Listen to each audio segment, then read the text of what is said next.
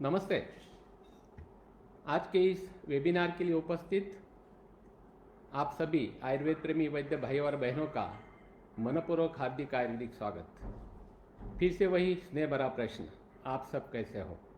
आशा करता हूँ कि आप स्वस्थ और खुशहाल हो, स्वस्थ और प्रसन्न होंगे। आज सनातन आयुर्वेदा की ओर से फिर से आपसे आयुर्वेद के विषय पर चर्चा करने का, आपसे रूबरू होने का और आयुर्वेद के बारे में आपसे कुछ सक्सेस स्टोरीज बताने का सुअवसर आज मुझे यहाँ पर मिला है। इसलिए मैं तहे दिल से उनका शुक्रगुजार हूँ, उनका आभार व्यक्त करता हूँ। मैं पिछले कई सालों से हर व्याख्यान से पहले हमेशा यही कहते आया हूँ कि यूनिटी इज़ ए पावर। यदि हम सब यूनाइट हो जाते, सब इकट्ठा हो जाते अंडर वन रूप, आयुर्वेदा अंडर वन रूप यदि हम इकट्ठा हो जाते हैं तो डेफिनेटली हम बहुत कुछ कर सकते हैं। क्योंकि आयुर्वेद एक कल्पवृक्ष है, फल देने वाला कल्पवृक्ष है। तो इसके बारे में गलत फहमियाँ या मॉडर्न डॉक्टर्स अलग अलग दुख भरे स्टेटमेंट्स हमेशा करते रहते हैं। तो वो सुनकर किसी भी आयुर्वेदाचार्य को दिल में बड़ा दुख होता है। तो इसलिए यदि हम सभी यूनाइट हो जाते, इकट्ठा हो जाते, तो किसी की क्या मजाल कि आयुर्वेद के विरोध में अपशब्द बोले। इसलिए हम सभी को इकट्ठा होना जरूरी है। और सद्य स्थिति में जो कोरोना का पैंडेमिक चल रहा है, उस पैंडेमिक में शुरुआत में हम सभी यही दुख व्यक्त करते थे कि आयुर्वेद इस स्ट्रीम में कहाँ है, हमें अब तक आयुर्वेद चिकित्सा देने की परमिशन क्यों नहीं मिली है। लेकिन हर स्टेट में परमिशन सेंट्रल गवर्नमेंट हर स्टेट में मिल गई, लेकिन महाराष्ट्र में सहनशीलता का अंत होने के बाद में पिछले 10 दिन पहले महाराष्ट्र में चिकित्सा करने की परमिशन मिली है। इसके पहले व्हाट्सएप पर हम सभी वैद्यगण काफ़ी चर्चा करते थे कि ये चिकित्सा करनी चाहिए, वो चिकित्सा करनी चाहिए। लेकिन अब प्रत्यक्ष फील्ड पर जाकर चिकित्सा करने का समय आया तो काफ़ी वैद्य अभी भी फील्ड पर नहीं आए हैं। हर एक का कारण अलग अलग होगा, लेकिन जिस शास्त्र की हम प्रैक्टिस करते हैं, जिस शास्त्र ने हमें यहाँ तक लाया है, नेम फेम सब कुछ दिया है, उस शास्त्र के प्रचार प्रसार के लिए और उस शास्त्र को सफल सिद्ध करने का ये सुअवसर है। और इस सुअवसर में यदि हम यूनाइट नहीं होते हैं या प्रत्यक्ष फील्ड पर आकर काम नहीं करते हैं तो हमारा शास्त्र कभी आगे नहीं जाएगा। इसलिए मेरी आप सभी वैद्यगण को हाथ जोड़कर विनती है कि हम सब तन मन धन से, जो वैद्य जहाँ भी है, जो भी हो सकता है वो आयुर्वेद के लिए करो। तन मन धन से प्रयत्न करो, चिकित्सा दे दो, लोगों में अवेयरनेस उत्पन्न करो, ताकि लोगों को आयुर्वेद इस स्ट्रीम में किस तरह सक्सेसफुल हुआ ये उन लोगों को पता होना चाहिए। इसलिए आप सभी वैद्यगण जो भी कर सकते हो आयुर्वेद के लिए, किसी संस्था से जुड़ जाओ या इंडिविजुअल भी जो भी काम इस कोरोना महामारी में, वैश्विक महामारी में आप कर सकते हो, वो आप कृपा करके शुरू करिए। मैं हमेशा यही कहते आया हूँ कि आयुर्वेद तुम मरीजों को सामने, रुग्णों को सामने किस तरीके से प्रेजेंट करते हो, उसका प्रेजेंटेशन किस तरीके से रहता है, उसके ऊपर मरीजों की संख्या और सक्सेस ये डिपेंड होता है। मैं हमेशा एक एग्जाम्पल, एक स्टोरी हमेशा बताते रहता हूँ, फिर से आज रिपीट करता हूँ कि न्यूयॉर्क शहर के एक बड़े स्ट्रीट पर एक अंध भिखारी भिक्षा मांगने हेतु बैठा होता है। उसने सामने बोर्ड लिखा होता है, I am blind please help me. जो भी कोई उसके सामने से जाता था, बोर्ड पढ़ता था, वो सीधा आगे चला जाता था, कोई उसको आर्थिक मदद वहाँ नहीं देता था। उस भीड़ में से एक मार्केटिंग क्षेत्र की व्यक्ति वहाँ से जा रही थी और वो बोर्ड पढ़ती है और उस अंध भिखारी की उसको दया आती है, तो वो आगे आकर उस बोर्ड पर कुछ करेक्शन कर देता है और कुछ आर्थिक मदद वहाँ पर डालकर वो चला जाता है। उसके बाद में जो भी वो बोर्ड पढ़ता था वो वहाँ पर कुछ ना कुछ आर्थिक मदद वहाँ पर डालकर ही आगे जाता था। इस प्रकार से शाम तक काफ़ी बड़ी अमाउंट, काफ़ी बड़ी रकम उस अंध भिखारी को वहाँ पर मिलती है। तो उस मार्केटिंग क्षेत्र के व्यक्ति ने उस बोर्ड पर ऐसा क्या करेक्शन किया था या ऐसा क्या लिख दिया था कि जिसके बदौलत उस अंध भिखारी को वहाँ पर बड़ी संख्या, बड़ी मात्रा में वहाँ पर आर्थिक मदद मिलती है। उस मार्केटिंग क्षेत्र के व्यक्ति ने पहले जो आई एम ब्लाइंड लिखा था ये निकाल कर उसमें उसने लिख दिया कि you are beautiful but I can't see you, the way of expression can motivate many things. फिर से मैं वही दोहराता हूँ कि तुम किस प्रकार से, किस स्टाइल से किस तरीके से आयुर्वेद रुग्णों के सामने लाते हो, उसके ऊपर मरीजों की संख्या और सक्सेस डिपेंड होता है। आज मैं आपसे ज़्यादा होशियार हूँ या अक्लमंद हूँ, ऐसी कोई बात नहीं है। पिछले 32 सालों से आयुर्वेद के अनेक चमत्कार मैंने प्रैक्टिस में देखे हैं, इसलिए शायद आज आयोजकों ने मुझे यहाँ पर बोलने के लिए बुलाया होगा। मैं हर व्याख्यान में यही कहते आया हूँ कि आयुर्वेद से हर एक प्रकार की केस ट्रीट होती है। पहले तो ये कहते थे कि नाना जी को दवा देते हैं तो पोते को फर्क पड़ता है, ऐसे उपहासात्मक आयुर्वेद के बारे में बोला जाता था। लेकिन अब परिस्थिति चेंज हुई है। केस कोई भी हो, फिर आर्थोपेडिक की हो, पेडियाट्रिक की हो, गायनेक के हो, नेफ्रो की हो, गैस्ट्रोएंटरोलॉजी की हो, डर्मेटोलॉजी की हो या साइकेट्रिस्ट की हो, कोई भी केस हो आयुर्वेद से वो ट्रीट होती है। इवन दो इमरजेंसीज भी आयुर्वेद से काफ़ी अच्छी तरीके से ट्रीट होते हुए हम आज भी अनुभव करते हैं। पिछले 32 सालों में कई ऐसे इमरजेंसीज हमने देखे हैं कि जो आयुर्वेद से मॉडर्न से भी कम समय में ट्रीट हुए हैं। अब ये आज डर्मेटोलॉजी के संबंध में बात करनी है तो एक त्वक की इमरजेंसी मैं आपसे शेयर करना चाहूँगा। एक 6 महीने पहले की बात है। हमारा ओपीडी टाइमिंग सुबह 10 से नॉन स्टॉप रात को 7:30-8 बजे तक होता है और हम 50-60 पेशेंट ही पर डे लेते हैं।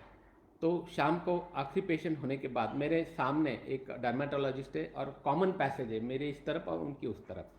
तो वो जीपी प्लस डर्मेटोलॉजिस्ट है, पिछले 37 ईयर से वो प्रैक्टिस करते हैं वहाँ पे। तो शाम को मेरा आखिरी पेशेंट होने के बाद मैं निकलने की तैयारी कर रहा था, तब एक पीएसआई उनके खाकी वर्दी में अंदर कंसल्टिंग में आया। उन्होंने शर्ट के बटन भी खोले थे और डायरेक्ट आके उसने रिक्वेस्ट की कि सर एक रिक्वेस्ट थी, सामने जो डॉक्टर है आप प्लीज़ वहाँ पे 5-6 पेशेंट बैठे हैं तो प्लीज़ उनको आप मेरे बारे में बताइए तो मुझे वो जल्दी लेंगे क्योंकि मुझे बहुत तकलीफ हो रही है। तो थोड़ा सा मेरा भी ईगो हर्ट हो गया। मैंने कहा ऐसा हम नहीं कहते किसी को, या वैसे मैं आज कहूँगा तो कल फिर से वो उनके पेशेंट के लिए मुझे कहेंगे। तो मैंने कहा ये काम मैं नहीं करता हूँ।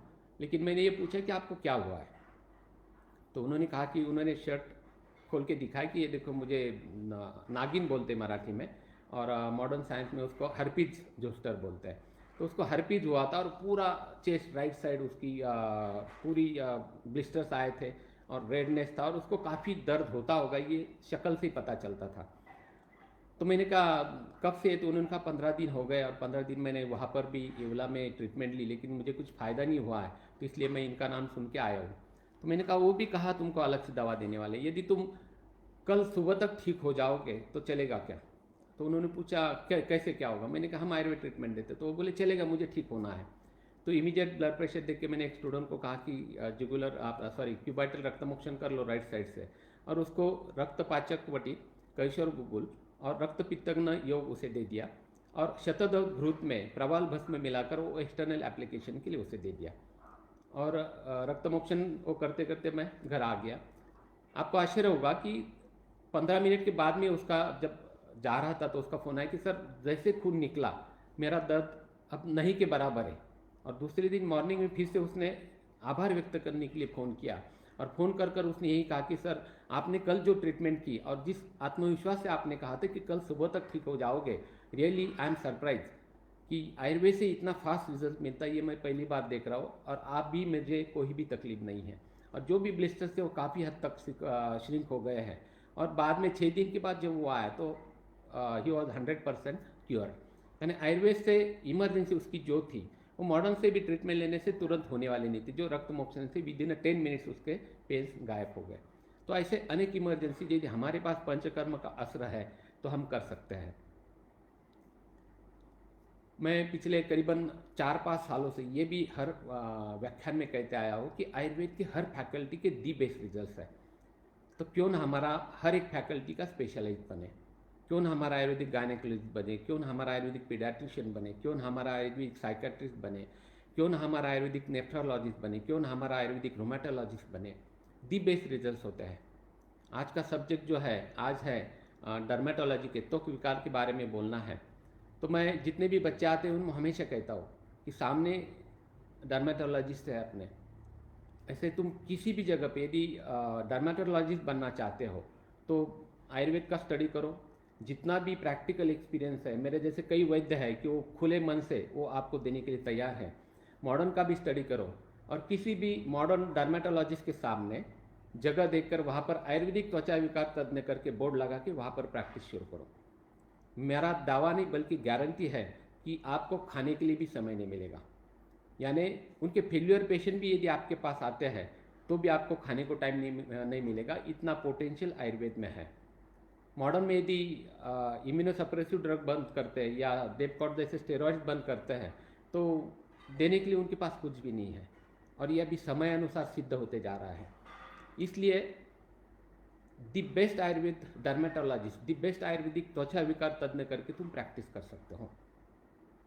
आज पूरे विश्व में लाखों साइंटिस्ट त्वक विकार के बारे में रिसर्च कर रहे हैं, और फिर भी अल्प समय में दीर्घ समय तक उपशय देने वाली चिकित्सा अन्य किसी भी पैथी में आज भी अवेलेबल नहीं है। कई डिसीज तो इम्यूनोसप्रेसिव ड्रग देके या स्टेरॉइड देके कैसे तो भी कंट्रोल करके रखे जाते हैं, लेकिन आयुर्वेद की शोधन कर्म चिकित्सा और पथ्यापथ्य संकल्पना के कारण आयुर्वेद ऐसे कई छोटे स्किन डिसीज से बड़े स्किन डिसीज में भी अल्प समय में दीर्घ समय तक उपशय दे सकता है। इन शॉर्ट, आयुर्वेद के सिवा अन्य पैथी में, अन्य पैथी के बारे में तो मैं अभी कमेंट्स नहीं करूंगा, लेकिन अन्य पैथी से आयुर्वेद में त्वक विकार के लिए the best remedy, practical result oriented remedy available है।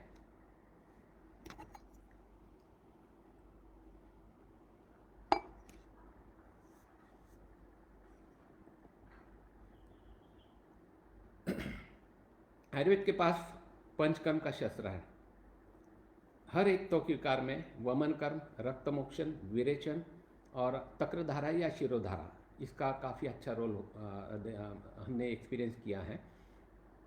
वमन कर्म तो सभी प्रकार के त्वक विकार में दी बेस्ट सक्सेसफुल रिजल्ट दिखाता है, क्योंकि रस धातु का उपधातु ये त्वक होता है, त्वचा होता है, और रस धातु का उद्भव स्थान, उगम स्थान ये आमाशय बताया है, और वमन कर्म ये उस स्थान की शुद्धि करता है, यानी स्थान शुद्धि उससे होती है। तो जो भी वमन के बाद में रस बनेगा वो प्राकृत रस बनेगा, तो एब्सोल्युटली जो भी उसका उपधातु है, त्वचा धातु, वो प्राकृत तैयार होता है। इसलिए सभी प्रकार के त्वक विकार में वमन कर्म सक्सेसफुली रिजल्ट देता है। ये हमने 32 साल में कई बार देखे हैं। सोरासिस हो या वाइटिलिगो हो, पेम्पिगस वल्गारिस हो, ट्यूबरकुलस लेप्रेसी हो, आर्टिकेरिया हो या रिकरेंट बॉयल्स हो या विचर्चिका हो, ऐसे कई डिसीज में वमन कर्म सक्सेसफुली रिजल्ट देते हुए हमने देखा है। काफ़ी केसेस देखे, उनमें से कुछ प्रातिनिधिक स्वरूप में कुछ मेरे एक्सपीरियंस मैं आपसे शेयर करना चाहूँगा। आयुर्वेद से ये हो सकता है, यस आयुर्वेद कैन, इतना ही मुझे आज बताना है। एक शिरडी के नज़दीक एक साकुरी गांव है जहाँ पर उपासनी महाराज की समाधि है। उस गांव से एक 45 वर्षीय एक व्यक्ति सोरासिस के ट्रीटमेंट के लिए शिरडी के ओपीडी में आया था, जिसे आयुर्वेद में कोई किटिप कहता है, कोई एक कुष्ठ कहता है, कोई मंडल कुष्ठ कहता है। नाम से कोई लेना देना नहीं, लेकिन आयुर्वेद से पेशेंट ठीक होता है। तो उसको सोरासिस था, पूरे सर के बालों से पाँव के नाखून तक शरीर में 1 इंच भी ऐसी जगह नहीं थी कि वहाँ पर उसे सोरासिस के लीजन नहीं थे। उसकी चेस्ट, पेट और पाँव, पूरे उसका त्वक का थिकनेस इतना बड़ा था और पूरी स्किन पत्थर जैसी काली हुई थी और एकदम रफ हुई थी। खुजली तो उसको इतनी तीव्र स्वरूप में थी कि काम धाम खाना पीना छोड़ के सिर्फ खुजलाना यही उसका काम था। जनवरी 2003 की ये बात होगी। इसके पहले मैंने इतनी तीव्रावस्था और इतनी जीर्णावस्था किसी भी सोरासिस के पेशेंट में नहीं देखी थी। तो मैंने उनको कहा कि हम जैसे ही ठंड कम होती है तो फरवरी में वमन कर्म करेंगे और उसके बाद में आपको डेफिनेटली फ़ायदा हो सकता है, होगा ही ऐसे मैंने उस समय नहीं बताया। तो उसको उस समय जो भी वहाँ पर साई संस्थान में जो भी दवा थी, सुदर्शन घनवटी थी, गंधक रसायन थी, ये दे दी। कुछ रसपाचक चूरन में उसमें गिलोय या दारू हरिद्रा, मंजिष्ठा, खदीर ये मिक्स करके दे दिया, और बृहद दंती फलादी एक्सटर्नल एप्लीकेशन के लिए दे दिया। 1 हफ्ते के बाद जब वह ज़्यादा कोई फ़र्क नहीं था, तो फिर जैसे ही फरवरी शुरू हुआ तो 2 या 3 फरवरी को उसका महातिक तक वर्धमान मात्रा में हमने घृतपान शुरू किया। स्नेहन स्वेदन होके 10 फरवरी को उसका शास्त्रोक्त तरीके से वमन कर्म हो गया। काफ़ी मात्रा में उस समय कफ निकला, और उसके बाद में उसको संसर्जन क्रम, पथ्यापथ्य और बृहददंती फलादी तेल के साथ में विंसोरिया ऑयल, ये दोनों कॉम्बिनेशन में लगाने के लिए दे दिया। और वहाँ पर जो भी दवा थी उसमें कोई स्पेशल ऐसी दवा नहीं थी, वो सब दवा उसको दे दी और 15 दिन उपरांत उसे बुलाया। कुछ कारणवश 15 दिन के उपरांत वो नहीं आ पाया, तो 17 मार्च को यानी करीबन सवा महीने के पास वो फॉलोअप के लिए आ गया। शिरडी के ओपीडी में काफ़ी भीड़ होती है, तो जब उसका नंबर आया मेरे सामने वो बैठा, तो मैंने क्या होता है ये पूछा, क्योंकि मैंने उसको पहचाना नहीं। यानी इतना आश्चर्यकारक और इतना ड्रामेटिक रिजल्ट उसमें था। उसका चेहरा तो एब्सोल्युटली नॉर्मल हुआ था। मैंने जब वो देखा तो मैंने चेस्ट, पेट और पाँव की त्वचा देखने की इच्छा व्यक्त की, क्योंकि वो काफ़ी थिकनेस था, काफ़ी रफ थी। तो उसने जब दिखाया तो मैं भी हैरान रह गया, क्योंकि पूरा थिकनेस उसका गया था और पतली सी स्किन, नॉर्मल स्किन जैसे उसकी स्किन हुई थी। सिर्फ जो कि व्रण के धब्बे थे उसका थोड़ा सा पिगमेंटेशन वहाँ पे बचा था। एक वमन कर्म इतना सक्सेसफुल हो सकता है, ये मैंने उस समय अनुभव किया। उसकी खुजली तो पूरी तरह से चली गई थी और मानो उसका नया पुनर्जन्म हुआ है, इस तरीके से वो बात कर रहा था। रियली उस समय मुझे मेरे आयुर्वेद शास्त्र का काफ़ी अभिमान महसूस हुआ। उसके बाद में आज तक हजारों वमन कर्म, हजारों सोरासिस के पेशेंट में किए हैं, लेकिन आयुर्वेद चिकित्सा से सोरासिस ये जाता है, दीर्घ समय तक जाता है, ये भी मैंने देखा है। सिर्फ उसके लिए स्ट्रेस, मानसिक टेंशन नहीं चाहिए, पथ्यापथ्य चाहिए और समयानुसार हर साल एक बार दोषों की शुद्धि, वमन कर्म करो या रक्तमोक्षण करो या विरेचन कर्म करो, ये शुद्धि यदि तुम करते हो, पथ्यापथ्य संभालते हो, तो जिंदगी भर दोबारा रिकरेंसी नहीं हुए कुछ पेशेंट मैंने देखे हैं। और जो कुछ बाद में पथ्यापथ्य कुपथ्य करते हैं तो 10 साल के बाद में, 12 साल के बाद में, यानी इतने लॉन्ग ड्यूरेशन के बाद में भी रिकरेंसी होते हुए मैंने देखा है। तो ये इम्पॉर्टेंट बात इसमें होती है। आजकल हम प्रैक्टिस में देखते हैं कि त्वचा के ऊपर सफ़ेद धब्बा उत्पन्न होता है, जिसे मॉडर्न साइंस में वाइटिलिगो कहते हैं और आयुर्वेद में श्वेत्र कुष्ठ या श्वेत कुष्ठ कहते हैं। कई समाज में तो इसको एक प्रकार का श्राप भी माना गया है। शुरुआत में एक छोटा सा धब्बा कहीं भी त्वचा पे उत्पन्न होता है, कोई भी बाकी लक्षण उसमें नहीं होते हैं, लेकिन धीरे धीरे ये बढ़ते जाता है और छोटे से धब्बे से बड़े धब्बे तक पेशेंट सालों साल मॉडर्न डॉक्टर के, डर्मेटोलॉजिस्ट के चक्कर काटते हुए मैंने मेरे प्रैक्टिस में देखे हैं। हमारे समाज में यदि कोई गौरवर्णीय लड़का है या सुंदर लड़की है तो उसे नज़र न लगे, इसलिए हम काला टीका गाल पे या कान के पीछे लगाते हैं ताकि उसे किसी की नज़र न लगे। लेकिन उसी लड़की को या उसी सुंदर बच्चे को यदि सफ़ेद धब्बा उत्पन्न होता है, सफ़ेद दाग उत्पन्न होता है, तो उसे हम लोग व्यंग कहते हैं। उसके तरफ देखने का हर एक का नज़रिया बदलता है, ये रियलिटी है। ये त्वचा के नीचे जो मेलानोसिल होता है, इसके कमी के कारण, इसके डिफिशियंसी के कारण ये होता है। आयुर्वेद छोड़ के किसी भी पैथी में इसे रिजल्ट मिलते हुए मैंने नहीं देखे हैं, इसलिए सालों के बाद में वो पेशेंट नैराश्यावस्था में जाते हुए भी कई पेशेंट में मैंने देखा है।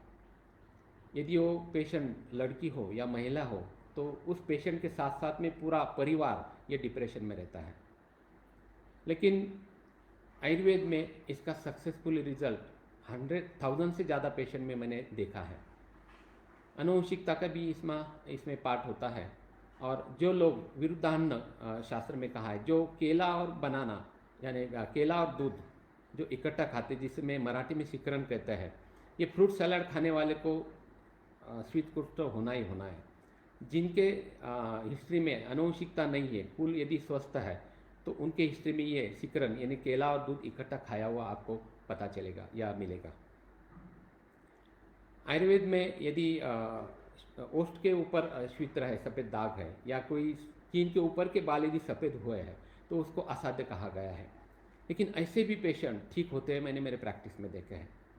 पूरा शरीर श्वेत्र से भरा हुआ, करीबन 90-95% पूरे शरीर पे श्वेत्र है, और वो भी पेशेंट 3.25 से 3.5 महीने में पूरी तरह से नॉर्मल होते हुए भी मैंने आयुर्वेद चिकित्सा से देखा है। 2010 में राष्ट्रीय आयुर्वेद विद्यापीठ के जो स्टूडेंट शिष्य हमारे पास होते हैं, उनमें गौरव वर्मा, जो कि होशंगाबाद से बिलोंग करता है, उसको मोनोग्राफ बनाने के लिए हमने साल भर के लिए श्वेत्र कुष्ठ ये सब्जेक्ट दिया था, और साल के अंत में करीबन 108 पेशेंट का डाटा उसके पास इकट्ठा हुआ था। और उसका सक्सेस रेट अबव 89% था। यानी 89% से ज़्यादा पेशेंट में श्वेत कुष्ठ पूरी तरह से नष्ट हुआ था। उसमें भी वमन कर्म जो कि श्वेत वर्ण ये कफ से साधन में दिखाता है, इसलिए वमन कर्म उसमें काफ़ी अच्छा लाभदायी होता है। लेकिन जो भी वमन कर्म नहीं करते हैं तो वो रक्तमोक्षण करे या स्थानिक प्रच्छन्न कर्म भी कर सकते हैं, या विरेचन चिकित्सा भी उसमें लाभदायी होती है। उसमें अनेक केसेस में एक मैं बताना चाहूँगा कि एमपी के खंडवा से एक 21 वर्षीय लड़की पिछले 5 सालों से श्वेत कुष्ठ से परेशान थी। शुरुआत में पाँव के ऊपर एक छोटा सा धब्बा आ गया, फिर इंदौर में दिखाया, फिर भोपाल में दिखाया और अंत में मुंबई में एक बड़े डर्मेटोलॉजिस्ट को दिखाया गया। लेकिन धीरे धीरे ये बढ़ते हुए दोनों पैर, दोनों हाथ और फिर चेहरा, गला, गर्दन के ऊपर वो फैल गया और फिर वो हमेशा रोती रहती थी, डिप्रेशन में रहती थी। तो एक बार उसके माता पिता उसको दर्शन के लिए शिरडी लेकर आ गए और शिरडी में उसको आयुर्वेद का पता चल गया, तो वो कोपरगांव आयुर्वेद के पास आ गए। उनको मैंने आते ही कहा कि आयुर्वेद से इसका इलाज होता है, वो ठीक हो जाएगी। तो तुरंत उन्होंने कहा कि हमने आयुर्वेद चिकित्सा भी ली है लेकिन हमें कोई फ़ायदा नहीं हुआ है। तो मैंने कहा उन्होंने वमन कर्म या कोई शोधन कर्म नहीं किए होंगे। तो उन्होंने कहा उन्होंने कुछ किया नहीं, सिर्फ दवा दी थी। तो मैंने उनको कुछ सक्सेस स्टोरीज, कुछ बिफोर पोस्ट के फोटोग्राफ दिखाए और यदि हम वमन कर्म करते तो उसको ज़्यादा फायदा होगा ये बताया। वो आए, वो अगस्त का महीना था यानी शरद ऋतु था, लेकिन उन्होंने कहा कि सर हम रुक जाते 8-10 दिन के लिए, यदि आप कहते हैं तो हम वमन करके ही चले जाएंगे। फिर दूसरे दिन से उसको महातिक्तक घृत, थोड़ा सा कत्था जो आता है खदीर बोलते हैं, उसकी पाउडर डाल के उसको वो घृतपान डेली 50 ग्राम इस मात्रा में शुरू किया। 6 दिन में 300 ग्राम घी खत्म हो गया, बीच में 2 बार सर्वांग स्नेहन स्वेदन हो गया और फिर 8वें दिन उसका वमन कर्म हो गया। वमन, पित्तांतक वमन एकदम अच्छी तरीके से हो गया और फिर उसको संसर्जन क्रम पथ्यापथ्य बताते हुए उसको अभ्यंतर हमने चिकित्सा दी। अब मेरा जो 32 ईयर्स का एक्सपीरियंस है, जो फॉर्मूला है वो मैं आपको बताता हूँ। उसमें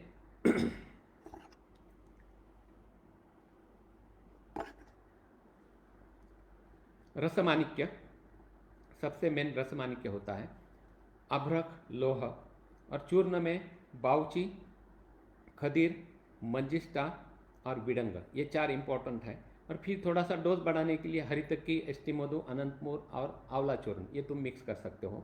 ये आधा चम्मच सुबह शाम हम देते हैं। बाउची घनवटी 1-1 सुबह शाम में। स्वयंभू गुगुल ये 2-2 गोली सुबह शाम में। और फिर मार्केट में काफ़ी लिकोस्किन भी सिरप भी आता है या कोड सिरप भी आता है, ल्यूकोडना सिरप भी आता है या खदीरा रिस्ट भी मिलता है। ये 2-2 चम्मच सुबह शाम देना है। एक पैचेक्स करके कैप्सूल मिलती है, वो दे सकते हैं। पिगमेरिल दे सकते हैं, कई मार्केट में है, लेकिन ये जो फार्मूला ये इंपॉर्टेंट है। सुबह में बाउची तेल वहाँ पर सफ़ेद धब्बों के ऊपर लगाना है और 10 मिनट अर्ली मॉर्निंग धूप में बैठना है, क्योंकि अर्ली मॉर्निंग में अल्ट्रा वायलेट रेज होते हैं, उसके कारण ये मेलानोसिल सेल जो होते हैं उसको स्टिमुलेशन मिलता है। और फिर नहाने के बाद में बाउची की सोंगटी आती है, कई गोंडल फार्मा की काफ़ी अच्छी ये प्रोडक्ट है। तो गोमूत्र ला के घर में रखना है और गोमूत्र में घिस कर नहाने के बाद वो पेस्ट वहाँ पे लगानी है, तो स्किन कलर होता है, तुम दिन भर उसको रख सकते हो। और रात को सोने से पहले ल्यूकोस्किन ऑइंटमेंट है या टॉलेनॉर्म है या वाइट केयर है या ल्यूकोडना है या कोड, कोई भी ऑइंटमेंट तुम एक्सटर्नल रात को सोने से पहले लगाना है। इसमें सबसे परहेज इम्पॉर्टेंट होता है हमारा पथ्यापथ्य, ये सबसे पावरफुल हमारा अस्त्र आयुर्वेद के पास है, उसके बारे में हम अंत में बात करेंगे। तो पथ्यापथ्य उसको बताना है। उसमें से मेन जो ये होता है श्वेत्र में कि सफ़ेद चीज़ें सब बंद करना है। तो फिर उसमें दूध, दही, साबूदाना, चावल, केला, बाकी सीताफल, रामफल, जो भी सफ़ेद चीज़ें होते हैं ये सब बंद करना है। और फिर ये दवा कंटिन्यू करो, डेफिनेटली उसमें फ़ायदा होता ही होता है। अब ये पेशेंट जब गई और 1 महीने के बाद जब आई तो आते ही उसके माँ ने कहा कि साईं बाबा ने हमको सही रास्ता दिखा है। पिछले 5 साल में पहली बार बिटिया को हमने हंसते हुए देखा है। 5 साल उसको रोते देखते हुए पूरा परिवार हमेशा दुखी रहता था, ये उसने रोते हुए कहा। आगे चल के वो 6 महीने में पूरी तरह से ठीक हो गई। उसकी आज शादी भी हो, बाद में शादी भी हो गई। तो कहने का मतलब ये है कि आयुर्वेद से श्वेत्र कुष्ठ ये डेफिनेटली ठीक होता है। उसमें एक अधिदैविक और अधिभौतिक एक पार्ट मैंने देखा है। अंधश्रद्धा का भाग छोड़ दो, लेकिन यदि किसी ने बचपन में मन्नत मांगी हो, आजकल काफ़ी माता पिता अपने पुत्र के लिए पुत्री के लिए मन्नत मांगते हैं, और यदि वो मन्नत पूरी नहीं होती है तो उनको शीघ्र कुष्ठ होते मैंने देखा है। यदि तुम चिकित्सा देते हैं और उसमें यदि बढ़ोतरी होती है तो डेफिनेटली उस धार्मिकता का, आदि दैविकता का पार्ट उसमें आता है। ऐसे करीबन 13 पेशेंट मैंने देखे हैं कि ट्रीटमेंट शुरू की, थोड़ा सा बढ़ने लगा या कुछ ठीक हुआ, उसके बाद में इम्प्रूवमेंट नहीं हुई। और जब मैंने कहा कि ऐसा ऐसा है, जाके आते हैं, उनका जो भी कुलदैवत होता है वहाँ पर दर्शन करके आते हैं, तो अपने आप महीने 2 महीने में पूरी तरह से ठीक हो जाता है। कोई आप बिलीव नहीं करेंगे, लेकिन जस्ट 1 साल पहले की बात मैं तुमको बताना चाहता हूँ। एक 68 ईयर्स ओल्ड एक मारवाड़ी परिवार का एक व्यक्ति श्वेत्र कुष्ठ के लिए मेरे पास आया। श्वेत्र दोनों हाथ पे, थोड़ा सा चेहरे के ऊपर और थोड़ा पाँव के ऊपर था। मैंने ट्रीटमेंट शुरू कर दी, लेकिन 15 दिन में कुछ भी फर्क उसमें नहीं हुआ। पेशेंट को किसी किसी को रेडनेस आता है, जो कि उसको रेडनेस को मैं इम्पोर्टेंस नहीं देता हूँ, डायरेक्ट स्किन कलर वहाँ पे आना चाहिए। 15 दिन में कुछ फ़र्क नहीं पड़ा, तो मैंने कहा आपने कहीं कुछ मन्नत वगैरह मांगी थी? तो उन्होंने हंसते कहा कि डॉक्टर 68 ईयर्स ओल्ड हूँ मैं, अभी काय की मन्नत और क्या।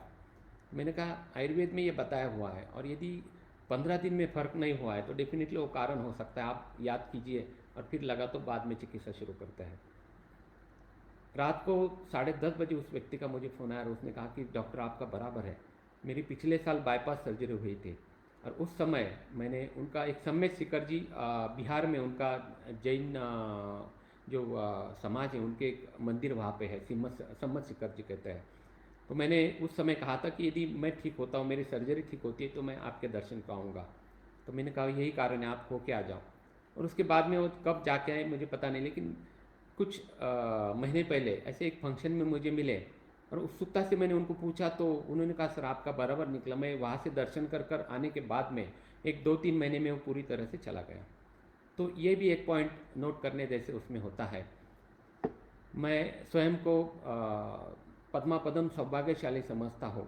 उस परमपिता को मैं धन्यवाद देता हूँ, उनके आभार मानता हूँ कि रुग्ण सेवा करने हेतु, आयुर्वेद द्वारा रुग्ण सेवा करने हेतु उन्होंने मुझे या आप जैसे वैद्यों को चुना है, क्योंकि आयुर्वेद एक देवों का शास्त्र है और उसकी सेवा के लिए उन्होंने हमें चुना है।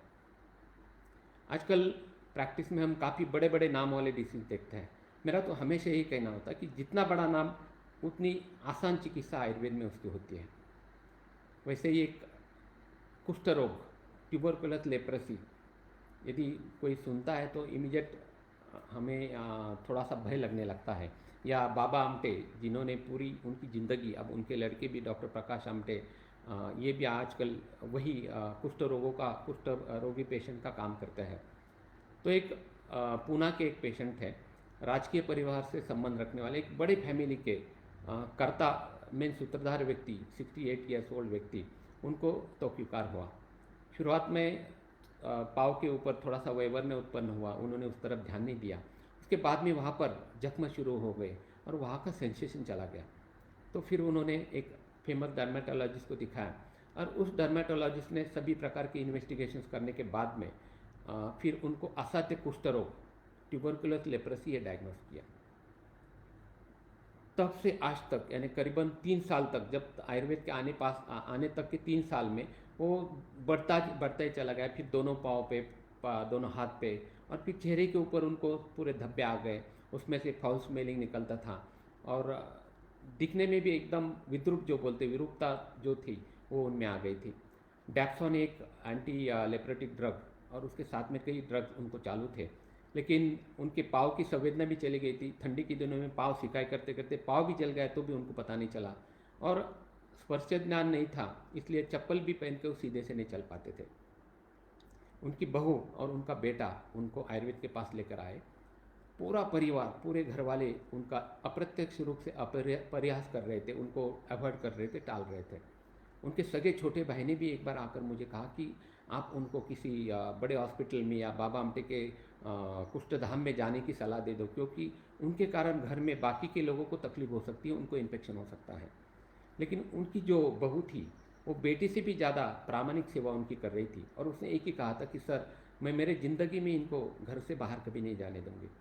इसके कारण मैंने उनको कुछ नहीं कहा। 1994 में सेम ऐसा ही एक पेशेंट वमन कर्म के बाद में आज तक ठीक हुआ मैंने मेरे प्रैक्टिस में देखा है। इसमें एक मज्जा तंतु का भी इन्वॉल्वमेंट रहता है, इसलिए जहाँ भी वैवर्ण्य होता है वहाँ का सेंसेशन स्पर्श ज्ञान चला जाता है। और नासा की जो ये बोन होता है इसमें डीजनरेशन शुरू होता है, जिसे सैडल नोच कहते हैं। तो ये भी उस पेशेंट में आया था। तो मैंने उनको एक कहा कि काका जी आप ठीक हो जाओगे, लेकिन आपको लंबी समय तक दवा लेनी पड़ेगी, पथ्यापथ्य करना पड़ेगा और केयर करनी पड़ेगी। तो उन्होंने कहा हम सब करेंगे, और उसकी बहू ने कहा कि सर आप जैसा बताएंगे वैसे मैं सब करूँगी। तो इस व्याधि में रस, रक्त, मांस और मज्जा ये धातु की दृष्टि कंसिडर करते हुए मैंने रसपाचक, रक्तपाचक, उस समय स्राव काफ़ी था इसलिए गोक्षुरादि गुगुल, आरोग्यवर्धिनी और साथ में रसमानिक्य, खदीर, मंजिष्ठा, अनंतमूल, हरितकी, अष्टी, मधु, पिपल्ली, ये कॉम्बिनेशन आधा आधा चम्मच, खदीर अरिष्ट और बुखार कभी आता है तो अमृत अरिष्ट, ये कॉम्बिनेशन में 2-2 चम्मच देने के लिए कहा। व्रण कर्म करना है, व्रण धावन करना है, फिर धूपन करना है, जहाँ व्रण है वहाँ पे व्रण शोधन तेल लगाना है, और जहाँ पर ड्राई है या बर्निंग पेन्स है वहाँ पे एबडन किम या शतदोष लगाना है। ऐसे अवस्थानुरूप उस ट्रीटमेंट में चेंज करते करते हम चलते रहे। बल कम था इसलिए वमन कर्म नहीं कर पाए। जब भी कभी थ्रॉबिंग पेन्स रहते थे उस समय रक्तमोक्षण हम करते थे। यदि कभी स्ट्रेस रहा तो शिरोधारा या तक्रधारा करते थे। कभी बल या थकान, दर्बल्य महसूस होता है तो सूक्ष्म स्वर्ण मकरध्वज या सूक्ष्म स्वर्ण मालिनी वसंत हम देते थे। इस प्रकार हर महीने वो आते थे, चिकित्सा लेकर जाते थे, उनको भी कुछ फर्क महसूस होता था, मुझे भी कुछ फर्क उनमें दिखाई देता था। इस प्रकार तीसरे महीने की दवा लेकर जब वो चले गए तो एक दिन शाम को उसके लड़के का मुझे फ़ोन आता है कि सर उनको काफ़ी नौसिया होता है, खाना बिल्कुल नहीं जाता है, खाना सामने आते हैं उनको नौसिया होता है। तो मैंने कहा उनको एसिडिटी भी थी, शायद स्वर्ण सूचकर मात्रा देकर देखो कुछ नहीं होता है तो फिर मैं बताता हूँ। दूसरे दिन उनका फ़ोन आया, सर कुछ फ़र्क नहीं पड़ा। तो मैंने कहा एक काम करो, डैप्सोन जो आप लेते हो वो नेफ्रोटॉक्सिक ड्रग होता है, तो आप उसकी एलएफटी और केएफटी करो, यानी लीवर फंक्शन टेस्ट करो और किडनी फंक्शन टेस्ट करो। शाम के समय उनका फ़ोन आया, रिपोर्ट उन्होंने मुझे व्हाट्सएप पे भेज दिए और मेरा डायग्नोसिस सही निकला। उनका क्रिएटिनिन लेवल जो कि 1.20 तक चाहिए वो 6.40 हुआ था, और ब्लड यूरिया ये 186 मिलीग्राम हुआ था। तो मैंने कहा डैप्सोन पहली बंद कर दो, और इमीडिएट मैंने पुणे के एक विद्यार्थी मित्र के पास उनको जाने के लिए कहा। और हमारा जो रिनल फेलियर का फार्मूला होता है, उन्हें पुनर्नाम आकारे वंचिनी भरत का काढ़ा देना है, गोक्षुरादि गुगुल, सुंटे विडंग, नागरमोता, घनवटी, रक्तपाचक, मेदपाचक, वरोनादि कषाय, ये सब उनको उस स्टूडेंट को मैंने कहा ये सब चालू करो। और एक हफ्ते के बाद उसके लड़के का फ़ोन आता है कि सर अब सब ठीक लग रहा है, उनको खाना भी जा रहा है। तो भी मैंने कहा एक बार फ्रेश क्रिएटिनिन और यूरिया कर लो। तो क्रिएटिनिन जो कि 6.40 था वो विदिन 8 डेज में 1.89 मिलीग्राम हुआ था, यानी इतना कम हुआ था, और उनको खाना भी जाने लगा था। उस पेशेंट का एक कजिन एमडी, मॉडर्न के एमडी डॉक्टर थे, उनको जब पता चला कि इन्होंने डैप्सोन बंद की तो उनके ऊपर काफ़ी गुस्सा हुए। उन्होंने तुरंत उनको कहा कि मर भी जाओगे तो भी चलेगा, लेकिन ये डैप्सोन गोली बंद नहीं करनी है। फिर से उन्होंने शुरू की, फिर से नौसिया शुरू हो गया, फिर से मुझे फ़ोन आता है। तो मैंने फिर से कहा कि डैप्सोन अब बंद करना है, उनको बताना नहीं है। और उस दिन से पूरी मॉडर्न ट्रीटमेंट बंद कर दी। फिर टोटल आयुर्वेदिक ट्रीटमेंट उनको चलती रही, त्रिफला, विडंग, खदीर, मंजिष्ठा और बाउची या खदीर, इसका कषाय बनाकर उससे धावन करने के लिए उनको दिया था। उससे धावन करना है, फिर धावन के बाद में धूपन करना है, धूपन के बाद में जहाँ व्रण है वहाँ पे व्रण शोधन तेल लगाना है, जहाँ ड्राई व्रण है वहाँ पे नीम पत्र पोटली स्वेदन करना है, शतदौत ग्रूथ, एबडम क्रीम, अलग अलग क्रीम वहाँ पर हम उनको इस्तेमाल करने के लिए दिए थे। जैसे जैसे दिन जाते गए वैसे वैसे उनमें इम्प्रूवमेंट होती गई। इस केस का सक्सेस का पूरा श्रेय मैं आयुर्वेद के साथ साथ उस बहू को देता हूँ कि जिसने बेटी से भी अच्छी सेवा उनकी की थी। रोजाना करीबन 1.5-2 घंटे वो टोटल व्रण कर्म, व्रण धावन, व्रण कर्म, व्रण धूपन के लिए उस बहू को लगते थे। और अंत में 11 महीने के बाद वहाँ के व्रण, उसका स्राव, तात, तोत, कंडू, दाह, ये पूरे लक्षण उनके चले गए और नॉर्मल स्किन उनकी हो गई। पूरे स्किन नॉर्मल हो गई, चेहरे की जो बोन की डिजेनरेशन हुई थी वो भी पूरी तरह से भर गई, पाँव में सेंसेशन आ गया, चप्पल पहन के भी वो चलने लगे। सिर्फ थोड़ा सा पिगमेंटेशन स्किन के ऊपर था, लेकिन 100% पूरा उनका लेप्रोसी 11 महीने के बाद ठीक हो गया। आज वो गृहस्थ उनके परिवार के साथ में सुखमय स्वस्थमय जीवन जी रहे हैं। आज इस घटना को करीबन 8-9 साल हो गए हैं। इन शॉर्ट आयुर्वेद से या आयुर्वेदिक प्योर आयुर्वेद चिकित्सा से असाध्य कुष्ठ रोग भी ठीक हो सकता है, ये इससे प्रूव होता है, सिद्ध होता है। यानी मॉडर्न ट्रीटमेंट को प्रतिसाद न देने वाला, मॉडर्न ट्रीटमेंट के कारण रिनल फेल्योर जैसे साइड इफेक्ट होने वाला पेशेंट आयुर्वेद के पास आता है और सिर्फ कम समय में, अल्प समय में वो पूरी तरह से ज़िंदगी भर के लिए ठीक होता है। और फिर भी हम कहते हैं कि आयुर्वेद से धीरे धीरे फर्क होता है। वही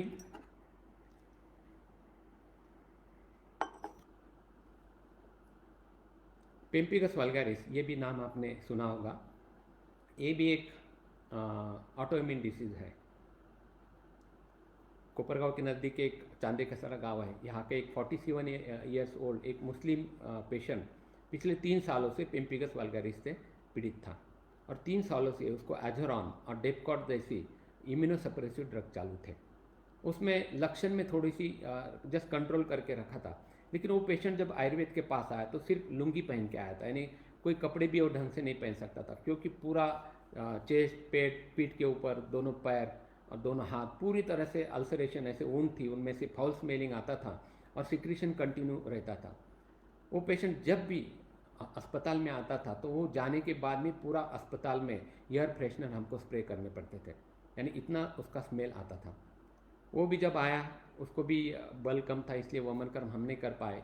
तो सबसे पहले रसपाचक, रक्तपाचक, गोक्षुरादि, कैशोर गुगुल ये दोनों चालू की। तालकेश्वर रस ये हमने उस समय शुरू किया। बुखार ना आए इसलिए अमृतारिष्ट, खदीरारिष्ट ये 2-2 चम्मच शुरू किया। और व्रण कर्म ये सबसे अहम चीज़ उसमें की हमने। हर बार पूरे ये कषाय से सब व्रण क्लीन करने, उसके बाद में धूपन करना, उसके बाद में जहाँ ज़्यादा ऊन है वहाँ पे व्रण शोधन, जहाँ हील हो रहा है वहाँ व्रण रोपण तेल, और जहाँ पे हील हो गए हैं वहाँ पे जस्ट शतधोतघृत या कुछ एबडाम क्रीम जैसे हम लगाते थे। हर विजिट के बाद में, हर 3 दिन के बाद में हम उसे बुलाते थे। तो जितने भी स्टूडेंट्स थे वो बैंडेज जो हम लपेटते थे तो करीबन 1 बकेट भर बैंडेज बाद में इकट्ठा हो जाती थी, इतने बैंडेज उसको लपेटने पड़ते थे। आयुर्वेद साईं बाबा ने जो श्रद्धा और सबूरी कहा है, उस वचन का प्रत्यय इस पेशेंट में मुझे आया, क्योंकि उसकी आयुर्वेद के प्रति श्रद्धा थी, रोकने के लिए उतना सबूर, उसके पेशेंस था, उसके पास सबूरी थी, तो उसके कारण मैं आगे चिकित्सा दे पाया। और उसका स्टैमिना, बल इतना अच्छा था कि उसके कारण उसे कभी बुखार नहीं आया था, और बुखार नहीं था इसलिए मैंने भी आगे साहस करके उसको ट्रीटमेंट चालू रखी। और अंत में टैपरिंग डोज में एजोरॉन, डेपकॉट बंद करते हुए 7 महीने के बाद वो पूरी तरह से ठीक हो गया। यानी आयुर्वेद से पेम्पिगस वल्गारिस भी ठीक हो सकता है, ये भी मैंने मेरे प्रैक्टिस में देखा है। उसके बाद में जस्ट एक 1.5-2 साल पहले एक महिला कि जो करीबन 11 सालों से पेम्पिगस वल्गारिस से पीड़ित थी, पूरा मुंह में भी काफ़ी छाले थे जिसके कारण वो खा नहीं सकती थी, लेकिन जो मैंने कहा है कि डिवाइन टच होता है, किसी वैद्य का डिवाइन टच होता है। कोई पेशेंट यदि तुम्हारे नसीब में ठीक होना लिखा है तो वो तुम्हारे पास ही ठीक होगा। 11 साल के बाद वो आयुर्वेद के पास एकदम पुअर फैमिली से वो बिलोंग करती थी। 1 ही महीने की दवा मैंने दी, 1 महीने के बाद जब वो आई तो वो करीबन 90% रिकवर हुई थी, और उसके बाद में जो 15 दिन की दवा लेकर गई वो तब से आज तक वो दोबारा नहीं आई। उसके हस्बैंड ने बीच में एक बार सिर्फ फ़ोन करके कहा थी कि आयुर्वेद के हमारे ऊपर, हमारे परिवार के ऊपर काफ़ी एहसान है कि मेरी बीवी पूरी तरह से ठीक हो गई। यानी 1.5 महीने में भी पेम्पिगस वल्गारिस ठीक हो सकता है, ये भी मैंने देखा। ट्यूबरकुलस लेप्रेसी की भी अभी एक फ़िलहाल में एक पूना की एक 29 वर्षीय एक महिला की ट्रीटमेंट चल रही है, जो 2.5 साल मॉडर्न लेने के बाद में भी ठीक नहीं हुई थी। वो सिर्फ 6 महीने में अब पूरी तरह से ठीक है, उसका पूरा सेंसेशन सब उस जगह पे आ चुका है। ऐसे बड़े बड़े डिसीजेज भी आयुर्वेद से ठीक होते हैं।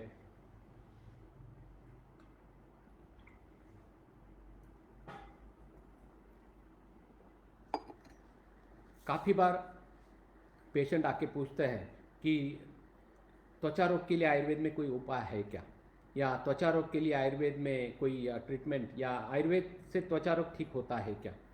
ये शायद आपको भी, कई वैद्यों को भी ये अनुभव आया होगा। तो मुझे बड़ा गुस्सा आता है, मैं वही गुस्से में कहता हूँ कि त्वचा रोग के लिए सिर्फ आयुर्वेद में ही उपचार है, त्वचा रोग सिर्फ आयुर्वेद से ही ठीक होता है, और ये रियलिटी है। पिछले एक कुछ साल पहले यहाँ के एक संवत्सर एक गाँव है कोपरगांव के नज़दीक, वहाँ की एक 35 वर्षीय एक महिला पीटिकाजन्य त्वक रोग के लिए आयुर्वेद के पास आई थी। उसका पूरा शरीर ये पीटिका से भरा हुआ था और 20 साल से उसको प्रॉब्लम था। मानो हजारों मच्छरों ने एक समय उसको काटा हो, इस प्रकार से उसका पूरा शरीर लाल लाल पिटिका से भरा हुआ था। कई उपचार करने के बाद फर्क नहीं पड़ा, इसलिए उन्होंने छोड़ दिया था। और जब आयुर्वेद के पास आए तो दोष प्राधान्य ढूंढने के हिसाब से मैंने उसको कौन से महीने में ये बढ़ता है, या ठंडी के दिनों में बढ़ता है, गर्मी के दिनों में बढ़ता है, सुबह में बढ़ता है, दोपहर में बढ़ता है, या कुछ खाने के बाद में उसमें कुछ चेंज होता है। लेकिन उसने एक ही कहा कि कभी भी कुछ भी करो ये वैसे एक जैसे रहता है, कुछ फर्क उसमें नहीं होता है।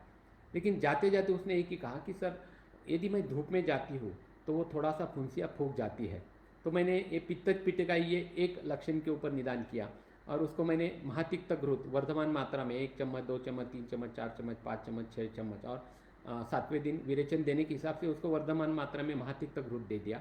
गंधक रसायन और कैशोर गोकुल रक्तपाचक ये टैबलेट दे दी और जात्यादि तैल एक्सटर्नल एप्लीकेशन के लिए उसको दे दिया। 6 दिन उपरांत जब वो आई तो आते ही उसने कहा कि मुझे कुछ भी फर्क नहीं हुआ। जो भी अनपढ़ पेशेंट होते या रूरल एरिया के पेशेंट होते उनको ट्रीटमेंट देना काफ़ी डिफ़िकल्ट होता है। जैसे कि उसकी 20 साल की बीमारी सिर्फ 6 दिन में ठीक करना, ये उसकी इच्छा विश्व का कोई भी साइंस, कोई भी शास्त्र कभी भी पूर्ण नहीं कर सकता था। तो मैंने कुछ उसको रिप्लाई नहीं दिया। मैंने कहा ठीक है आगे की दवा देते हैं। उसको थोड़ा सा चेंज करके विरेचन के लिए इच्छा भी दी और एक लघु सूच्यकर, 2 लघु सूच्यकर विरेचन के लिए दे दिया। और उसके हस्बैंड को कहा कि कल सुबह 4 बजे लेना है, उससे जुलाब हो जाएंगे, कितने जुलाब होते हैं मुझे बोलना है, और संसर्जन क्रम स्टेप बाय स्टेप कैसे आहार बढ़ाना है ये कहते हुए उनको भेज दिया। दूसरे दिन 12-1 बजे उसका फ़ोन आता है कि 7-8 वेग उनको आ गए, जुलाब अच्छे हो गए। और 6 दिन के उपरांत जब वो फॉलोअप का आई तो आश्चर्य लगेगा, उनमें काफ़ी चेंजेस उसमें हुए थे। हाथ की त्वचा, चेहरे की त्वचा काफ़ी मुलायम हुई थी, वो फुंसियाँ नहीं के बराबर थी, जस्ट वहाँ पे रेडनेस थोड़ा सा दिख रहा था। आते हुए उसने कहा कि अब कितनी दिन दवा लेनी पड़ेगी। ये काफ़ी प्रश्न हमें सताता है आयुर्वेद वालों को कि पेशेंट थोड़ा भी 1 हफ्ते में ठीक होता है तो तुरंत पूछता है कि और कितने दिन दवा लेनी पड़ेगी।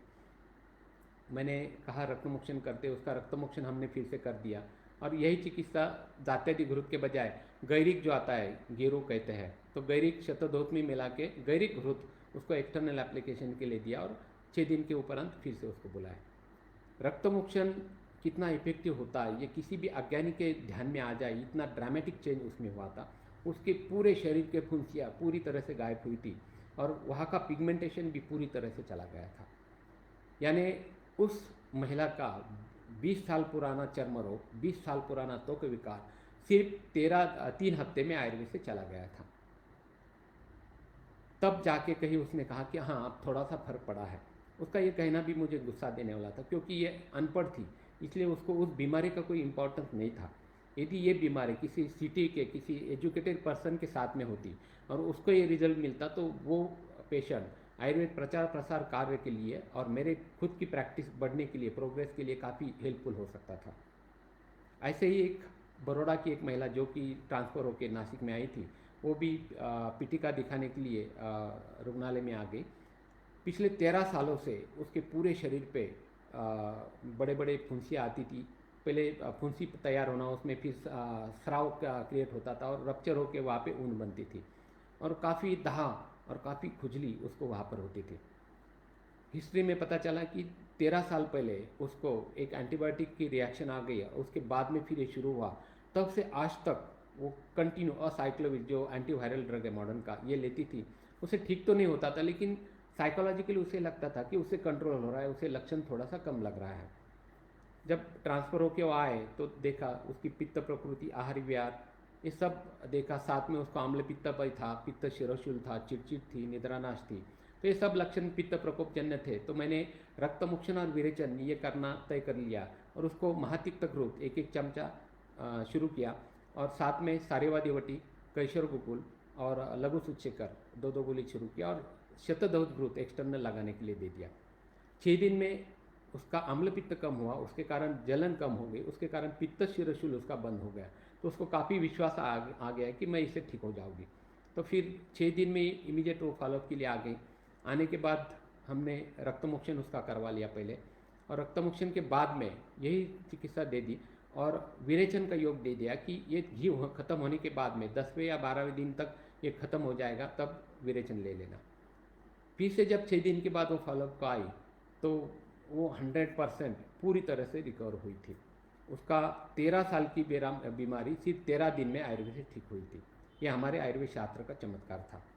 ये सिर्फ टेम्पररी ठीक हुई ऐसी भी कोई बात नहीं थी, क्योंकि उसके बाद में करीबन 1.5 साल एएनसी यानी प्रेगनेंसी के और एएनसी की ट्रीटमेंट उसकी चलती रही। बीच बीच में एक आध दो फुंसियाँ आती थी, लेकिन बिना तकलीफ के अपने आप वो ठीक हो जाती थी।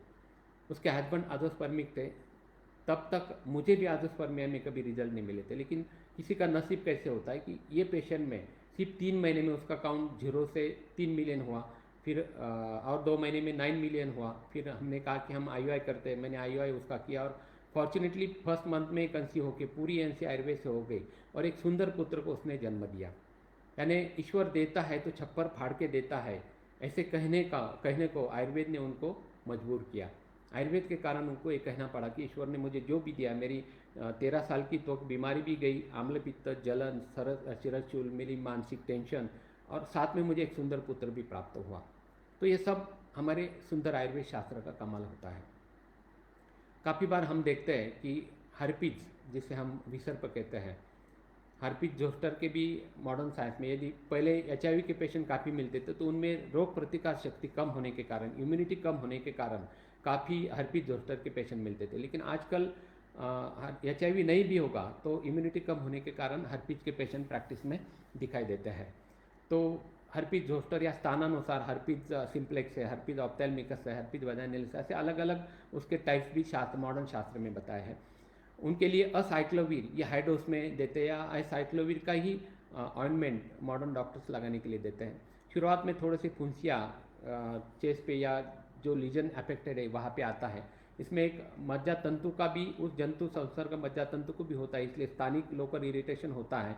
48 आवर्स इसका इंक्यूबेशन पीरियड होता है। 48 आवर्स के शुरुआत में खिंचाव रहता है और 48 आवर्स के बाद में तीव्र बर्निंग, तीव्र दाह और तीव्र शूल ये उत्पन्न होता है। कई बार पेशेंट को फूंक भी सही नहीं जाती या कपड़ा भी वो उसके ऊपर वो टॉलरेट नहीं कर पाते।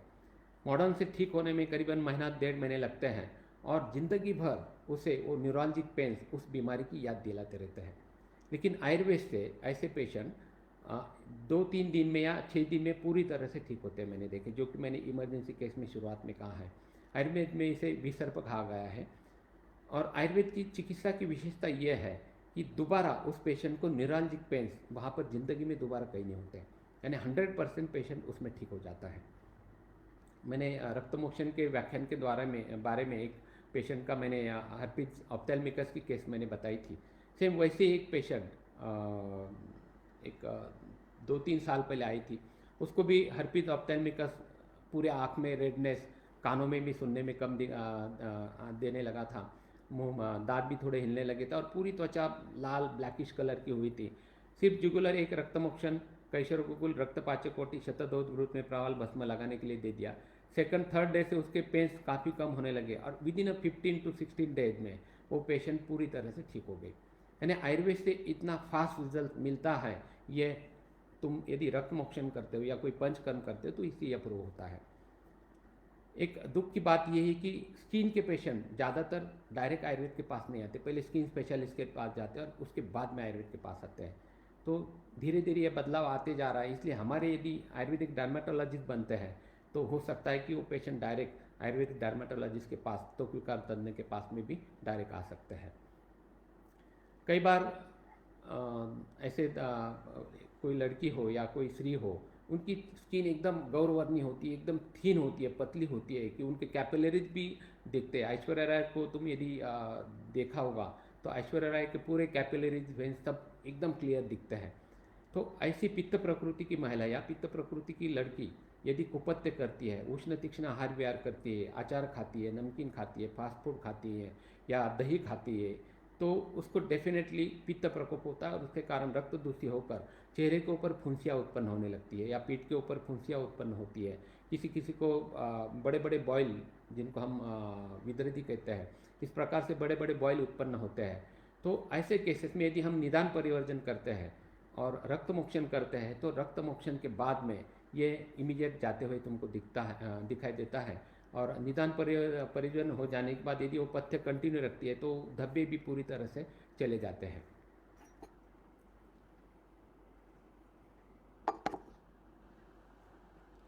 और एक हमने देखा है कि बालकों में बच्चों में भी स्किन डिसीज़ होता है। कई बार पेशेंट पूछते हैं कि बच्चों की स्किन डिसीज़ के लिए आयुर्वेद में कुछ है क्या। ऐसे कई बच्चे मैंने मेरे प्रैक्टिस में देखे हैं। मैंने एक 2 साल का बच्चा जो जन्म से उसका पूरा शरीर एकदम रेडिश ऐसे लाल बुंद रहता था, और किसी को पास भी हाथ लेके जाते थे तो वो हॉट फ्लशेस उसके पता होता महसूस किए जा सकते थे। इतना पूरा शरीर गर्म था और पूरी स्किन ड्राई हो जाती थी, और वो बच्चा उसके कारण कंटिन्यू रोते रहता था, इरिटेशन था। काफ़ी स्किन स्पेशलिस्ट हो गया, और जन्म से करीबन 2 साल तक मॉडर्न ट्रीटमेंट होने के बाद वो आयुर्वेद के पास आया था। मैंने उनको गैरी घृत लगाने के लिए दिया था, तो कितना भी घी तुम लगाओ दूसरे दिन वो नहीं के बराबर रहता था। इतनी स्किन हीट के कारण पूरे ड्राई हो जाती थी। उसको मैंने महातिक्त घृतपान चलाया, पूरा 100 ग्राम मैंने शुरुआत में दिया। विरेचन के लिए पाव इच्छा भी दे दी, लेकिन उसे कुछ नहीं हुआ। फिर दूसरे दिन आधी दी तो भी उसको कुछ नहीं हुआ। एडल्ट डोज में एक गोली देने के बाद उसको एक जुलाब और एक उल्टी हुई थी बस। उसको कंटिन्यू घृतपान चलाया। बाद में 2 साल के बच्चे का भी मैंने उस समय 25 to 30 ml रक्तमोक्षण मैंने किया था, लेकिन रक्तमोक्षण के बाद में वो हीट काफ़ी कम हो गई। करीबन 60-70% रिलीफ उनको उसके बाद में मिला। लेकिन बाद में वो पेशेंट दोबारा आया नहीं, हो सकता है पूरी तरह से ठीक हुआ हो, या बाद में लगा तो उन्होंने ट्रीटमेंट छोड़ दी होगी। तो ऐसे भी बच्चे में रिजल्ट दिखाई देते हैं। ऐसे ही एक नासिक ज़िले के एक फार्मासिस्ट जोनोबी मियाँ बीबी फार्मासिस्ट थे, और उनको बच्चों को उनके 3 साल के बेटी को त्वचा हो गया। तो वो जब आयुर्वेद के पास आए तो साथ में एक फेमस पीडियाट्रिशियन की रेफरल चिट लेके आए थे। उनकी वो रेफरल चिट देख के मुझे काफ़ी उस समय गर्व महसूस हुआ था। हिस्ट्री में 3 हफ्ते पहले उस बेटिया को बुखार आ गया। फिर वो हाई ग्रेड बुखार अबव 103 फ़ारेनहाइट से ऊपर हो गया। फिर इन्वेस्टिगेशन में ट्यूबरकुलर में इन्वेस्टिगेशन में मेनिंजाइटिस डायग्नोस हुआ, मेंदू ज्वर जिसे हम कहते हैं। तो 3 कॉम्बिनेशन में एंटीबायोटिक चले, और हुआ है कि किसी एक एंटीबायोटिक की उसको रिएक्शन आ गई। उसके बदौलत पूरा शरीर उसका कोयले जैसे काला हो गया। अंदर से बाहर से पूरे शरीर के ऊपर बड़े बड़े फुंसियाँ आ गई, जख्म उत्पन्न हुए, पूरा ओठ, पूरे अंदर जबान के ऊपर सब अल्सरेशन हो गया। तो डॉक्टर डर गए, उन्होंने इमीडिएट स्किन स्पेशलिस्ट के पास भेजा। उन्होंने भी 1 हफ्ता ट्रीटमेंट दी, लेकिन उसमें कुछ चेंज बदलाव नहीं हुआ। इसलिए उस डॉक्टर ने कहा कि तुम आयुर्वेद या होम्योपैथी लेकर देखो।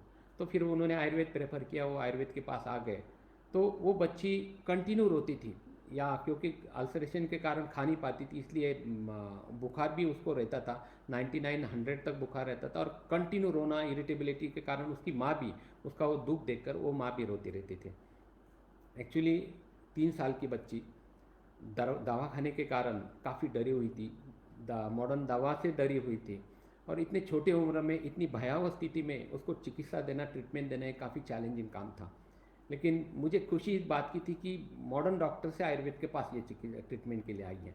क्योंकि इससे पहले ऐसा होता था कि ऐसे पेशेंट आयुर्वेद के पास, मॉडर्न के पास रेफर किए जाते थे। लेकिन अब ज़माना बदल गया, अच्छे दिन आयुर्वेद के आ गए हैं कि ऐसे पेशेंट अब आयुर्वेद के पास आने लगे हैं।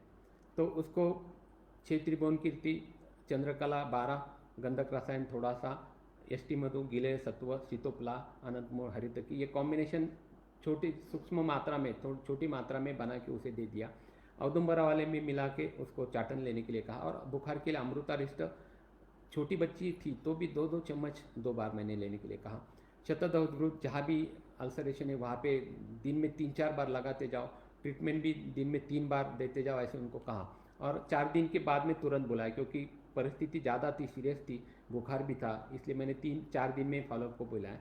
4 दिन के बाद में आया तो वो काफ़ी खुश थे, उसकी माँ स्पेशली खुश थी। आते उसने कहा कि सर उसका रोना काफ़ी कम हुआ है, यानी इन शॉर्ट उसका दहा, वहाँ का कंडू ये कम हुआ होगा, इसलिए उसकी इरिटेबिलिटी कम हो गई, इसलिए उसको उसका रोना भी कम हुआ था।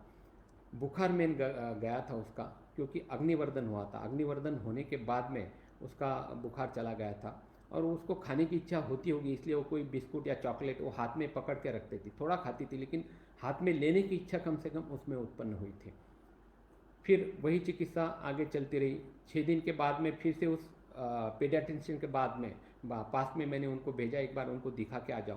क्योंकि जब ऐसे फास्ट रिजल्ट मिलते तो थोड़ी सी शाइन मारने के लिए आयुर्वेद ऐसा भी करता है, ये दिखाने के लिए जानबूझकर उनको दिखाकर आने के लिए कहना चाहिए, ताकि उनको भी पता चले अरे आयुर्वेद से इतना फास्ट पेशेंट ठीक हुआ। और फिर ये पूरी 2 महीने चिकित्सा चलती रही। और 2 महीने के बाद में वो लड़की पूरी तरह से 100% पूरी तरह से ठीक हो गई। उसका कोयले जैसे कालापन पूरी तरह से चला गया। पहले से उल्टी वो गोरी हो गई, सिर्फ चेस्ट के ऊपर पीठ के ऊपर थोड़ा सा ब्लैकिश पिगमेंटेशन उसका बचा। और 2 महीने पहले मरणासन्न स्थिति में आने वाली यही लड़की थी क्या, ऐसा प्रश्न किसी को भी पड़ेगा। इतना ड्रामेटिक चेंज उसमें हुआ था। उसका खेलना कूदना, बड़बड़ करना, छोटे छोटे गाने गा कर दिखाना, ये सब देख के यही लड़की 2 महीने पहले की थी क्या, ये कोई भी इसके ऊपर बिलीव नहीं कर पाता था। उस मॉडर्न दवा बिकने वाले उस दाम्पत्य के लिए आयुर्वेद का ये चमत्कार डेफिनेटली काफ़ी नया था। उन्होंने भी काफ़ी आश्चर्य व्यक्त किया। तो ऐसे काफ़ी डिसीजेज हम हमारे प्रैक्टिस में देखते हैं। अर्टिकेरिया है या रिकरेंट बॉयल्स है, जैसे सोराइसिस मैंने कहा ये है, या अलग अलग स्किन डिसीज मिलते हैं, उनमें आयुर्वेद से काफ़ी अच्छा रिजल्ट मिलता है। एप्टाइसिस एक डिसीज जो सर्वांग रुक्षता होती है, इनको यदि आभ्यंतर एक्सटर्नल स्नेहन करते हैं, पक्षात बीच बीच में विरेचन थोड़ा सा देते हैं, तो ये भी ठीक होते हैं, मैंने देखा है। अलग अलग स्किन डिसीज आयुर्वेद से ठीक होते हैं, मैंने मेरे प्रैक्टिस में देखा है। और सबसे हमारा एक आयुर्वेद का एक मेन आश्रय वो है कि पथ्यापथ्य, जो मैंने शुरुआत में कहा था। किसी भी शास्त्र में पथ्यापथ्य का विचार नहीं किया है, इसलिए रिकरेंसी उनमें होती रहती है। जब तक हेतु नहीं जाएगा, कारण नहीं जाएगा, तब तक कार्य बनना बंद नहीं होगा। इसलिए हेतु ये जाना चाहिए। इसलिए आयुर्वेद के पास पथ्यापथ्य सबसे अहम है। और त्वक विकार में पथ्यापथ्य सबसे इम्पॉर्टेंट होता है। उसमें चने की दाल सबसे हार्मफुल होती है। दही, नींबू, अचार, पालक की सब्जी, बैंगन और गवार, ये सबसे अहम पत्ते इसमें होते हैं। और जो नॉन वेज होते हैं उसमें से फिश सोराइसिस पेशेंट के लिए कुपत्ते में बताया गया है। ऐसा भी मैंने एक पेशेंट देखा है कि पूरा भरा हुआ था और सिर्फ 1.5 महीने में पूरी तरह से ठीक हो गया। करीबन 4-5 साल उसे कभी भी वो प्रॉब्लम नहीं हुआ। लेकिन मच्छी जो फिश बोलते हैं, ये करीबन 4-5 बार उसके फ्रिक्वेंटली खाने में आ गए और उसके बाद में फिर से वही स्टेज उसमें आ गई थी। जो चीज़ नेचर में जिस तरीके से दिखती है उसी गुण शरीर में उत्पन्न होता है। जैसे यदि हम खारिक जो बोलते हैं, सूखी हुई खजूर, वो खाते हैं तो आदमी कड़क बनेगा लेकिन बारीक रहेगा। खजूर यदि खाते हैं तो पुष्ट बनेगा लेकिन ताकत थोड़ी सी कम रहेगी। वैसे फिश की स्किन यदि तुम देखते हैं तो पैची रहती, तो वही रूप सोराइसिस में स्किन का होता है। इसलिए मच्छी सोराइसिस के पेशेंट को नहीं चलती है। बीच में मैंने अभी जस्ट 6 दिन पहले एक लड़की आई थी, पूरे 7 साल की लड़की थी। पूरे शरीर पे उसको बड़े बड़े बॉयल आ रहे थे और इपिटैक्सिस, जिसे ऊर्ध्व रक्तपित्त हम कहते थे, ये भी उसको शुरू हुआ था। तो हिस्ट्री में पता चला कि लॉकडाउन में उसने बहुत अंडे खाए। दिन में 3-3, 4-4 बार वो ऑमलेट खाती थी, बॉयल एग खाती थी, मैंगो बहुत खाई। तो इतने गर्मी में इतनी उष्णता वाले अंडे खाने के कारण उसमें अम्ल पित्त रक्त दूसरी, और उसके कारण बड़े बड़े बॉयल होते थे। एलोपैथी लिया, एंटीबायोटिक लिया, थोड़ा सा ठीक होता था, फिर से 2 दिन के बाद डबल संख्या में बॉयल आते थे। तो उसको कुछ नहीं, शतदोष ग्रोथ लगाने के लिए दिया है। आभ्यंतर कैशोर गुगुल और रक्तपाचकोटी और रक्तपित्तक योग दिया है, और कैस्टर ऑयल दिया है कि 1-1 चम्मच रोज़ रात को लेना है। थोड़ा सा विरेचन होगा तो ऊर्ध्व रक्तपित्त भी चला जाएगा और ये उष्णता भी कम हो जाएगी। तो 100% अभी 2-3 दिन में आ जाएगी, तो 100% वो ठीक होने वाली है। तो ये उसका मेन खाने का कारण ये होता है। ऐसा भी मैंने एक पेशेंट देखा है, बड़े घर का करोड़पति इंसान था। वो जब आया तो उसने एक ही कहा कि सर, मैंने पुणे, बॉम्बे सब बड़े बड़े डर्माटोलॉजिस्ट मैंने देखे हैं, 7 बजने के बाद में रात को मुझे चेहरे के ऊपर बहुत खुजली आती, इतनी खुजली आती कि मैं खुजला खुजला के परेशान होता हूँ। लेकिन वहाँ पर कोई इरप्शन या कोई आर्टिकेरिया या कुछ भी चेंजेस नहीं रहते थे, लेकिन बहुत खुजली आती थी। तो अभी उसका एज था करीबन 47 ईयर्स एज होगा, और रात के समय खुजली आती थी। यानी रात का समय ये कफ का होता है, कंडुए लक्षण कफ का होता है। तो इसलिए हेतु ढूंढने के हिसाब से मैंने कहा आप रात को दूध पीते हो क्या? तो उसने कहा नहीं, मैं दूध नहीं पीता हूँ। मैंने कहा खाने में कुछ दही वगैरह लेते हो क्या, जिसके कारण कफ बनता है और उसके कारण ये होता है? तो उसने कहा सर, मैं रात को खाना ही नहीं खाता हूँ। तो मुझे बात हजम नहीं हुई। मैंने कहा सिर्फ रात को दूध नहीं पीते, कुछ खाते नहीं, यानी सुबह के बाद में कुछ लेते नहीं हो? तो उनकी बीवी ने कहा कि नहीं, रात को ये डेली 1 गिलास फ्रूट सलाद लेते हैं। आयुर्वेदानुसार डायग्नोसिस कंफर्म था, फ्रूट सलाद ये विरुद्ध आहार है, ये कफ प्रकोपक है। और रात के समय में, यानी कफ के काल में यदि तुम कफ प्रकोपक सलाद लेते हो तो कफ प्रकोप होके कंडुए मुख्य उसमें लक्षण दिखता था। मैंने कहा सिर्फ वो बंद कर दो, रात को फ्रूट सलाद दूध कुछ लेना नहीं, यदि लेना है तो ग्रीन टी ले लो या कॉफ़ी ले लो या गर्म पानी पी लो, लेकिन वो लेना नहीं है।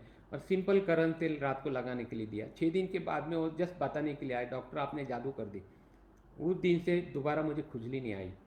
हमने क्या किया, सिर्फ जो मेन चीज़ होती थी, जो पर जिसके कारण होता था, वो चीज़ सिर्फ बंद कर दी और एक्सटर्नल एप्लीकेशन के लिए, सिम्टोमेटिक के लिए वो करण तेल दे दिया। तो ऐसे चेंजेस आयुर्वेद से होते हैं, आयुर्वेद के पास ये अस्त्र होता है। तो इस प्रकार तुम सोचो, आज के इस व्याख्यान के बाद में करीबन 1 घंटा हो गया है, तो आप आयुर्वेद के बारे में, इस डर्मेटोलॉजी के बारे में सोचो। जो भी कुछ प्रॉब्लम हो, कुछ शंकाएं हो, बिना हिचकिचाहट कांटेक्ट करो, हम आपको बताने के लिए तैयार है। और आगे चल के एक आयुर्वेदिक डर्मेटोलॉजिस्ट कोई ना कोई मुझे प्रैक्टिस में दिखने चाहिए कि इस व्याख्यान का कुछ तो भी आउटपुट निकला, फ्रूटफुल आउटपुट निकला, कि कोई तो भी इस प्रेरणा लेके आयुर्वेदिक त्वक विकार तज्ञ बन गया है। तो पिछले अभी ये लॉकडाउन में काफ़ी नुकसान हमारा हुआ है, पूरे देश का हुआ है, लेकिन कुछ फ़ायदा भी हम वैद्यों का हुआ है कि सबको घर बैठे ज्ञान मिला है। मेरा भी नसीब ऐसा है कि पिछले 3 महीने में 7वां वेबिनार चल रहा है, कि वेबिनार के द्वारा आप हजारों वैद्यों के साथ में पहचान करने का मौका मिला है, आपसे चर्चा करने का मौका मिला है, मेरे एक्सपीरियंस शेयर करने का मौका मिला है। तो ये सब नसीब से होता है। और इसलिए नसीब के बारे में मैं सिर्फ इतना ही कहूँगा कि तमन्नाओं की दुनिया में यूँ तो हर एक आता है, तमन्नाओं की दुनिया में यूँ तो हर एक आता है, मगर पाता वही है जो यहाँ तकदीर लाता है। इसी के साथ मैं मेरे वाणी को विराम देता हूँ। धन्यवाद। जय हिंद, जय आयुर्वेद।